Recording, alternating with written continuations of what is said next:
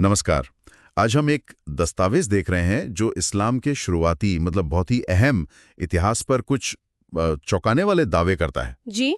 स्रोत का कहना है कि ये इतिहास समझना आज के लिए भी जरूरी है क्योंकि इसका असर दिखता है। हाँ बिल्कुल, तो देखते हैं ये स्रोत क्या कहता है। हाँ, तो चलिए इस दस्तावेज की बातों को समझने की कोशिश करते हैं। हमारा मकसद बस इसके नजरिए को जानना है, कोई तरफदारी नहीं। ठीक है। तो शुरुआत होती है 632 ईस्वी से। पैगंबर मोहम्मद की मृत्यु। स्रोत कहता है उनकी मौत की परिस्थितियां थोड़ी रहस्यमयी थी। अच्छा।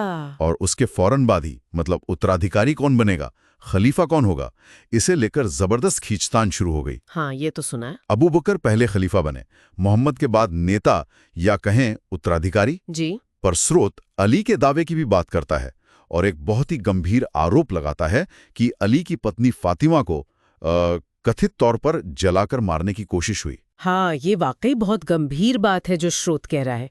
और ये उत्तराधिकार का मसला ही यही नहीं रुका। नहीं, स्रोत इस बात पर जोर देता है कि अबू बकर की मौत के बाद, जो कि प्राकृतिक बताई जाती है, एक सिलसिला से शुरू हो गया।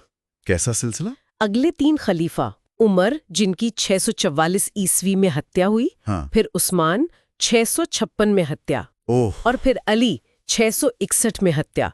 मतलब तीनों की मौत हिंसक तरीके से हुई। तीनों की? हाँ। स्रोत इसे सीधे सीधे सत्ता के लिए जो संघर्ष होता है या साजिशें, उनसे जोड़ता है। हाँ। और इतना ही नहीं, मोहम्मद की पत्नी आयशा और चौथे खलीफा अली, इनके बीच बाकायदा जंग हुई, ये भी बताता है स्रोत। हाँ। जिसमें आयशा की हार हुई थी। ये तो वाकई बहुत उथल पुथल वाला दौर लगता है। स्रोत आगे अली के बेटों हसन और हुसैन के बारे में क्या कहता है? उनके साथ भी दुखद अंत बताया गया है। हसन को कथित तौर पे जहर दिया गया। अच्छा। और हुसैन करबला की लड़ाई में मारे गए। स्रोत का तर्क देखिए, साफ है क्या? कि ये सब सत्ता का खेल था, जिसमें मोहम्मद के अपने परिवार के लोग भी मारे गए। अपने ही परिवार के लोग? हाँ। इसी कड़ी में फिर मुआविया का नाम आता है ना? बिल्कुल। और स्रोत मुआविया पर शक जताता है अली की हत्या में शामिल होने का। और दिलचस्प बात यह है, स्रोत कहता है कि कुछ लोग मुआविया को पूरी तरह मुसलमान मानते भी नहीं थे। क्यों? क्योंकि उसका रवैया ईसाइयों की तरफ नरम बताया गया है। यहाँ तक कि उसके बेटे यजीद का बचपन वो चीन में बीता, एक ईसाई माँ के साथ। अच्छा। को स्रोत का इशारा ये है कि शायद इन जैसे कुछ शासकों ने अपनी जान बचाने या ताकत पाने के लिए इस्लाम अपनाया था, मतलब शायद दिल से नहीं। ये तो बड़ी बात है। और अब कहानी का शायद सबसे विवादास्पद हिस्सा आता है इस स्रोत के हिसाब से। जी। ये दस्तावेज दावा करता है कि मोहम्मद के समय का जो मूल इस्लामिक साहित्य था, जी, वो इन शुरुआती झगड़ों में, इस उथल पुथल में नष्ट हो गया। मतलब ओरिजिनल टेक्स्ट। हाँ, स्रोत तो यही कहता है। और इससे भी बड़ा दावा ये है कि लगभग 160 साल बाद, सोचिए 790 ईस्वी के आसपास, इस साहित्य को दोबारा लिखा गया। हाँ। और दोबारा लिखते वक्त इसमें कई चमत्कारी बातें, जैसे चांद के 2 टुकड़े करने वाला वाकया, वो सब जोड़ दिया गया। यानी स्रोत कह रहा है कि ये बाद में जोड़ी गई। स्रोत के अनुसार, हाँ।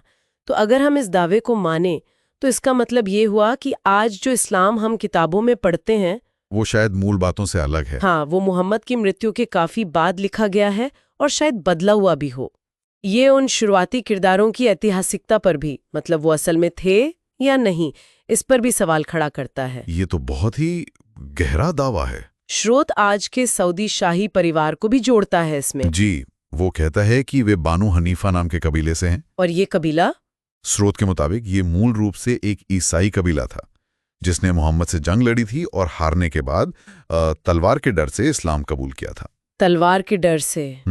और आखिर में स्रोत एक और नुक्ते पर आता है। वो कहता है कि कैसे वक्त के साथ कुछ अरब शासकों और व्यापारियों के लिए इस्लाम वो आस्था से ज्यादा एक फायदेमंद सौदा बन गया। सौदा कैसे? मिसाल देता है हज यात्रा की। कहता है सऊदी अरब को इससे कथित तौर पर $30 अरब सालाना आमदनी होती है। $30 अरब? हाँ। और उसकी तुलना करता है पाकिस्तान जैसे मुस्लिम देश से, जिसे अपना वजूद बचाने के लिए स्रोत के हिसाब से करीब $10 अरब चाहिए होते हैं। तो स्रोत का निष्कर्ष क्या है? बहुत तीखा निष्कर्ष है। वो कहता है मजहब नहीं, दुकान है। तो इस एक दस्तावेज ने हमें इस्लाम के शुरुआती दौर की एक ऐसी तस्वीर दिखाई है जिसमें उत्तराधिकार के लिए खूनी संघर्ष है, मूल धार्मिक ग्रंथों के कथित तौर पर नष्ट होने और फिर बदले जाने की बात है। हाँ। और धर्म के सत्ता और व्यापार से जुड़ने के दावे हैं, ये सब स्रोत के दावे हैं, हमने बस उन्हें समझने की कोशिश की है। बिल्कुल। और ये हमें एक जरूरी सवाल पर लाकर खड़ा करता है। क्या सवाल? अगर हम इस स्रोत में जो बातें पेश की गई हैं उन्हें देखें तो इतिहास की ऐसी व्याख्याएं आज के दौर में सत्ता, पहचान और जो धार्मिक अधिकार की समझ है उसे कैसे प्रभावित करती हैं या कैसे चुनौती देती हैं, ये